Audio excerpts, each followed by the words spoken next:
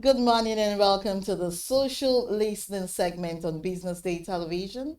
I am Destiny Momoh, and with me, as always, is Onyeka Valentine. good morning. All right, our first story is the Vice President's visit to Kebbi State following abduction of 25 schoolgirls. Kashim Shettima arrived in Benin, Kebbi on the President's directive to meet with state officials, security agencies, and the families of the girls. He was said to have conveyed the President's condolences after the death of the school's vice principal and a senior military officer during the attack. He also received detailed updates on the rescue efforts, which he will relay to the president. Now, this visit coincides with President Tinubu's decision to postpone his international trips to focus on the security situation in Kebbi and Kwara states. Before we see tweets, I don't know what you see about this, Valentine, because it's good that the vice president has actually gone to pay this condolence visit, but is this the best that can always happen, when things like this happen? Well, first and foremost, it's important that people get to show, some level of condolence. One call it feeling towards those who are grieving. Condolence visit is very important. It is actually. It has its place, showing that it simply means that look, we heard, our feeling, right, cool, yes, goes towards you, and of course our words are quite important. That's why the presence is also used to open that door. And of course, those people who might feel as if they're not secured will see the vice president's position and visit something that would boost their hope, boost their thoughts. Very important. However, if we keep on seeing visits like this, right, as the answer to terrorist attack, as the answer to kidnappers, raining mayhem on people's lives and property. Yeah. If we keep saying, okay, don't worry, we'll go and pay them a visit, and after that, and that's it, then That's a where it lot of becomes people a will tell problem. you the visit is not even valid. Exactly. Because truth be told, no amount of visit will bring back the dead, right? Bring back those who have been lost. Exactly. And of course, no amount of visit will be able to, Make up for. yeah, I'm trying to use a word that is It's not okay. coming. So let's just say no amount of visit will make up for what has happened. However, can we use this situation right now to spell out to the rest of Nigerians that don't worry, you'll be safe? Can this visit now, kind of cement the idea of hope that actually will move into secure living, secure business or businesses? Can this be able to make everyone who is watching and listening to now say, for what it's worth, we can still go out in the evening to go relax. We can still go to Feel safe. exactly. Can we still go to place of worship? Can we still allow our children to be in boarding schools? This goes both ways. However, if for any reason this visit was designed from a political angle, it would be a big shame. It will actually. It would be a I big think we shame. should just see tweets to this effect to actually know, what is happening in the social media space. Whoever says that this is literally the bare minimum as a visiting grieving families is good, but Nigerians are tired of sympathy tours. We need results, not photo ops. Those girls must be rescued. Security must be fixed. And the people responsible must be stopped, not consoled after every tragedy. Or if I've spoken well, actually. And Wafresh said the only bring this visit will do is to make tomorrow's paper's headline that Tinubu sent Shettima to Kebbi.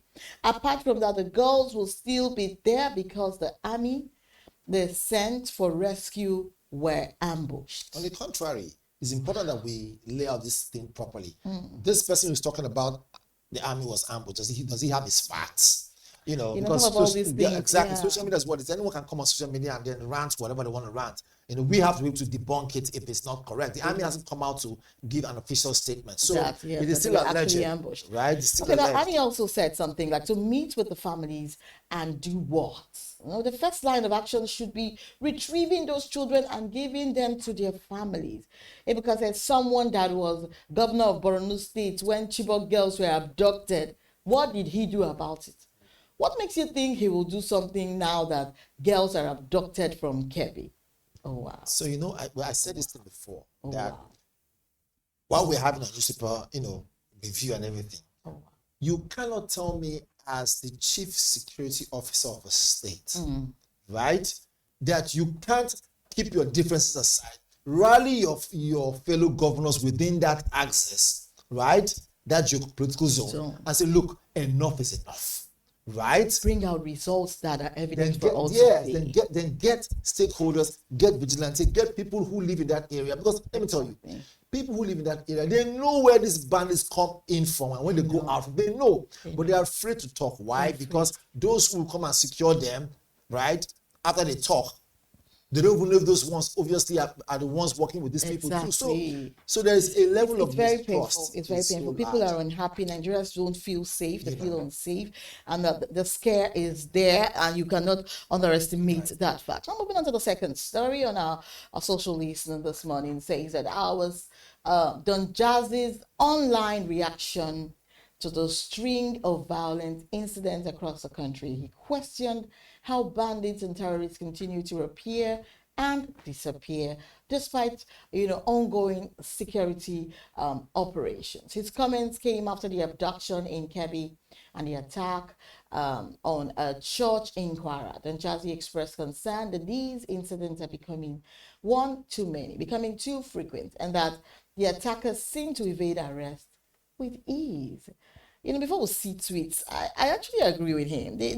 You hardly ever hear that the people that did so and so crime have been arrested. The only things you get to hear is peacemaking with these same people that is causing so much. Don Jazzy can do more. Menace. Sorry, I'm cutting you. Don Jazzy can do more. Okay.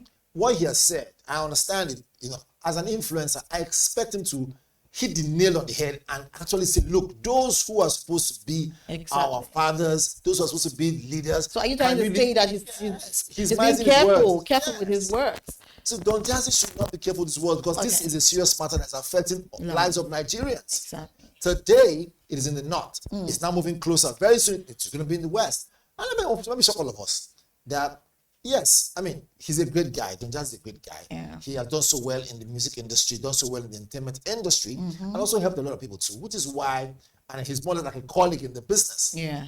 We're in media, we're broadcasters, we're journalists. True. So when you see someone who has more influence than you, right? He has far more influence than I do, and a couple of all of us. So his words and actions will mean a lot. So I expect him to even say more. What he has said, he has only shown... Scratched. Yes, he has only shown how, basically, he has only explained how he feels and the situation on ground.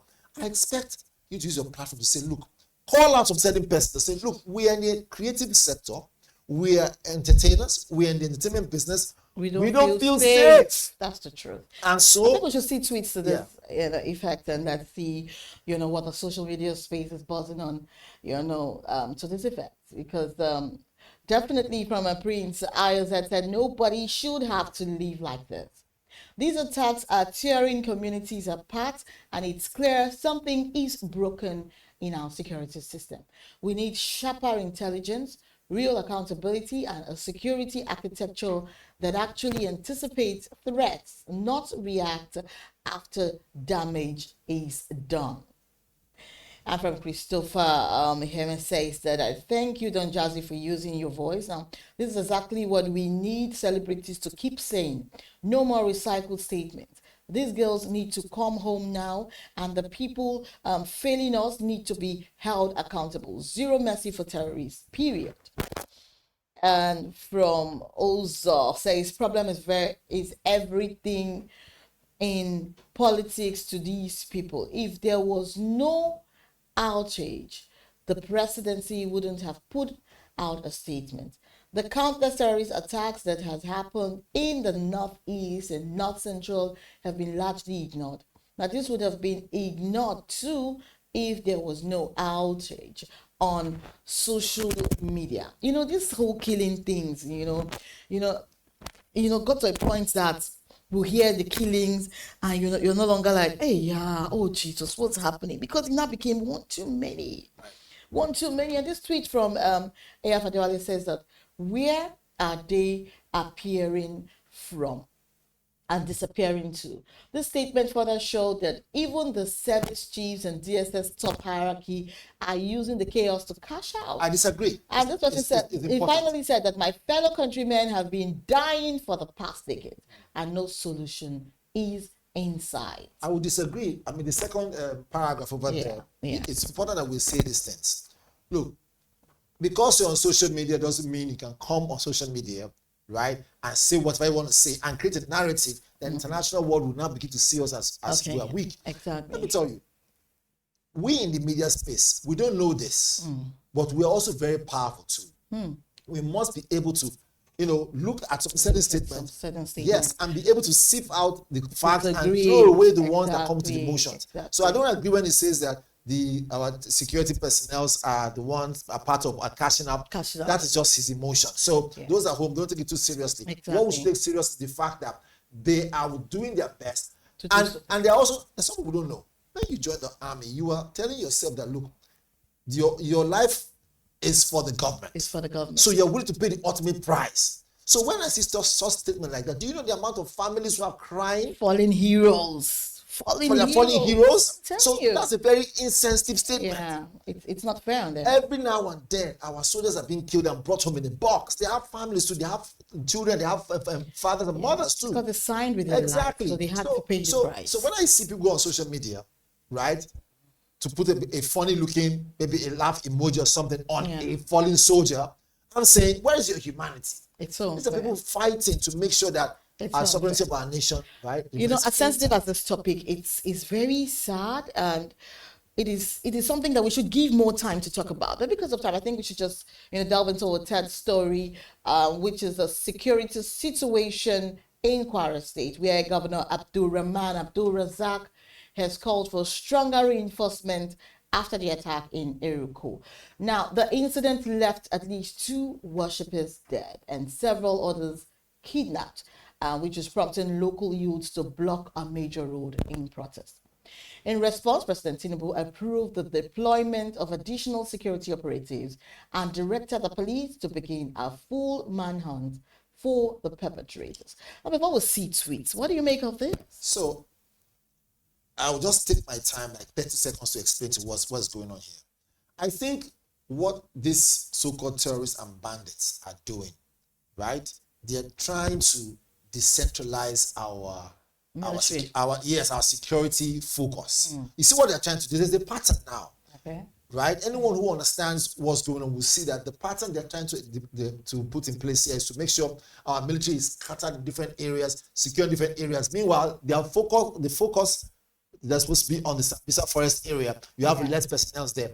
That explains why the Nigerian army has said we want to recruit more soldiers. Okay.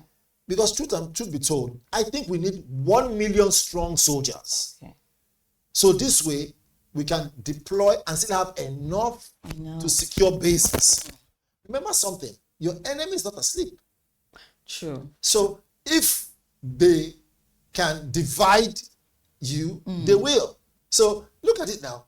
Pockets of skirmish here, pocket of skirmish there. They try to make sure that, because whenever there is a serious incident, they will deploy soldiers there. True. Reducing the ones that are supposed to be in the main war front. So I believe our generals know exactly what's going on. They've seen this over and over again. Exactly. And they are well competent to deal with this matter. I keep on saying that the day politicians remove their hand to allow them to do this thing, they will deal with these bandits and we raise terrorists from this nation. Have you seen a military personnel retiring? Do you know how they celebrate, especially the ones that are celebrating or retiring or celebrating their retirement with their 2 hands and their 2 legs complete? It's a big celebration within them and their family members, because it's a lot they are doing there. It's a lot. And now with these terrorists, bedeviling everything, causing a lot of mayhem, bringing back a lot of fallen heroes, it is very pathetic. And I just pray that the security situation of our country just gets better. This whole terrorism thing and all this, a whole lot of crime happening here and there, reduce drastically if the people that have been placed there actually do the right thing without cutting corners. Well, it is what it is. Cutting of corners, I keep on saying that those who are our security personnel, they know exactly what to do. Kwara. But more importantly, haven't seen the continuous killings of our security personnel by these, bandits. I don't think anyone is thinking towards the angle of, cutting corners any longer. No, because that's a fact. I mean, when you see that, look, so person, he went to fight for the country, he came back in the box. Or never came back at all. Yeah. Do you think anyone wants to cut corners? Yeah, even the people that come back in the box. I will tell you. Yeah. I believe, I have a strong opinion that our military is doing what they can do. Yeah. And they can do more. Yeah. All I'm saying is politicians should not interfere in this thing. Allow the military to do its job. And I bet you, in fewer than no time, Nigeria will be the most secure place in Africa. If they just allow them to do their job, giving them the enabling environment for this, by giving them the kind of weapons they're asking for, the kind of, aircraft they're asking for, the kind of, landed movement vehicles they're asking for, with all of this, and then showing this moral support, giving them this encouragement, a lot will come out of it. But not when they're trying to do something, there's an order from above, to lie low, to pipe low because of some political interest. I think we should see tweets to this effect. Now from ISIP says, now this is the kind of swift response Nigerians deserve. But let's be honest, urgent deployment is only the first step. We need a long-term security strategy that stops these attacks before they even happen. The people of Eruku and Ekiti local government area have suffered enough. It is time for action that bring real safety, not temporary relief. Do you know that, I can tell you very quickly, that there is satellite imaging that can capture the whole of Nigeria, especially those heated areas where bandits and terrorists have been operating. Capture them where they come from and where they live. Let me tell you, the United States has all this information to give to us. If they really want to help us, if the United States government really want to help us, it's not about invading or sending boots on ground against our will. All they can do is give us those information and give us those statistics and give us those data. See, furnish us with those information, just high-level information. Yeah, it's something right? we have. China can also help us too, Exactly. right? Russia can help us. How can they help? Give us those satellite images real time, so that, because we don't have that level of technology. Yes. So, but if they furnish us with those things, I keep on saying it. Our Nigerian military is more than capable to destroy them. Let me tell you one funny thing. Or not funny. Let me tell you one thing that's a fact. Yeah. If our Nigerian military wasn't good enough, do you think those bandits could have set up proper base and want to fight them head on? But those terrorists will not do that because they know that our Nigerian military is very powerful. The thing that is going well for those terrorists is that they operate, like I said before, under what we call cloak and dagger. Meaning to say, surprise attack, guerrilla warfare. They are not coming out one-on-one. They come out one-on-one. We'll defeat them. So what we need, if the international world wants to help us, right, give our generals and those who are in charge of fighting these insurgents, give them the real data that is necessary. And I tell you, Nigerian army that fought during Syria alone, brought peace to those areas, brought peace to Libya. I am very sure that Liberia. They have this fast. So let's see the rest of the tweets to this effect, because I think social media will buzzing a lot right now. Mr. Allah said, why are we always reactive in this country instead of being proactive? Wait, were they expecting the guys to still stay around the area after committing such atrocities? The military needs to go after these people every day, every hour. But they are going after them. Exactly. The truth of the matter is that at some point when they want to deliver, right, some politician or politics come in to stop them from getting their job done. We already said this before, but you already said that we shouldn't give that the meat. We shouldn't allow it, to trend. But then again, Charlie said that why these government officials feel free is because these attacks are happening in the rural and not close to capitals. They feel less threatened. I wouldn't really agree with that. But it's happening in the rural. Do they not have, people in their villages? Koladele says that this is what a respectable government should do. Prioritize guarding the place day in, day out, so the people of the area feel safe. But they can't do it alone. Like I said before, this is a partnership, right? Yeah. It's not witchcraft. You need people who live in those areas to give information quick enough so that security personnel can get there and apprehend these people. It's not like you say there's a crime in somewhere in where you stay. As someone who lives there, you should immediately alert the security personnel. So I think also, as much as we're pointing fingers at the security personnel, I'm also pointing fingers at people who live in those areas. But they should know strangers. Yes. People that are not, familiar with the area. You also hold to account those who live in those areas. Hold to account the vigilantes there. Hold to account this local security personnel or local security network to say, why are you people not giving us information real time? Exactly. If they are holding information, then they are also accomplices. I think all I have to say to this is, if the people that are bringing out these truths are being either dismissed from the Nigerian military, allegedly, or, they do one or two to them to discourage them, then that act should stop. On the contrary. Because it means that they are not even about to allow this whole terrorism issue to fizzle out. They want it to continue. On the contrary, Destiny, I will tell you, I'm not even talking about bad eggs in the military. It's not about the bad eggs. I'm talking people about that know about the truth about where to find these terrorists. They ask them to. The point right now is that these people I'm talking about are not even the people. The issue of whether army wants to deliver. The army as a whole is ready to finish its terrorists. I'm talking about the politicians who are not allowing them to do their work properly. Now, who are the politicians? Who are the politicians that are holding our military, from doing the right thing? I just said something, and I said, if you are the the chief security officer of your state as a governor, and this often is happening in your state, whether it's Benue, whether it is in Kwara, no matter where it's happening in those areas, are you telling me? If you are made of blood and bone in your body, wouldn't you keep your political difference aside? Whether you're PDP, whether you're APC, keep it aside and now say, look, you know what? In the interest of lives and livelihood, can we come together as governors to deal with this matter and allow our security personnel and the military to do their job because they are good at it? As painful as it sounds, and I see how emotional you're becoming now, because it has to do with human life, and because you're a proper human being. Reason being that how those people feel, especially the loved ones of these people. You're bringing yourself into that point, and hence, the way it's coming out. So it is actually not very, very pleasant, to talk about these things over and over again. But we pray that solution come from the government that have taken it upon themselves to protect lives and property of the Nigerian citizens. Well, that's it on social listening. We looked at the Vice President's visit to Kebbi and on JAZZY'S reaction to rising insecurity and the development in Kwara.